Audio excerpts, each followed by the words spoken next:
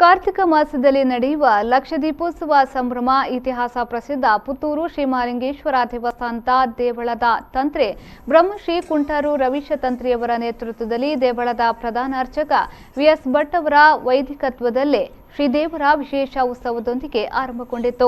ದೇವಸ್ಥಾನದ ಒಳಾಂಗಣ ಹೊರಾಂಗಣ ರಥಬೀದಿಯಲ್ಲಿ ಸಾವಿರಾರು ಮಂದಿ ಭಕ್ತರು ಹಣತೆ ಬೆಳಗಿಸಿ ದೀಪೋತ್ಸವದಲ್ಲಿ ಸಂಭ್ರಮಿಸಿದ್ರು. ದೇವಳದ ರಾಜಗೋಪುರ ದೇವಸ್ಥಾನದಲ್ಲಿ ಜಗಮಗಿಸುವ ವಿದ್ಯುತ್ ದೀಪಾಲಂಕೃತಗಳ ಜೊತೆಗೆ ಭಕ್ತರು ರಥಬೀದಿಯಲ್ಲಿ ಬೆಳಗಿಸಿದ ಹಣತೆಗಳ ಬೆಳಕು ಕಂಗೊಳಿಸುತ್ತಿತ್ತು. ಲಕ್ಷ ದೀಪೋತ್ಸವ ಪ್ರಯುಕ್ತ ನೂರಾರು ಮಂದಿ ಸ್ವಚ್ಛತಾ ಸೇನಾನಿಗಳು, ನಿತ್ಯ ಕರ ಸೇವಕರು ಕ್ಷೇತ್ರದ ಸ್ವಚ್ಛತೆ ಕಾಪಾಡುವಲ್ಲಿ ಮಹತ್ತರ ಪಾತ್ರ ವಹಿಸಿದ್ದಾರೆ.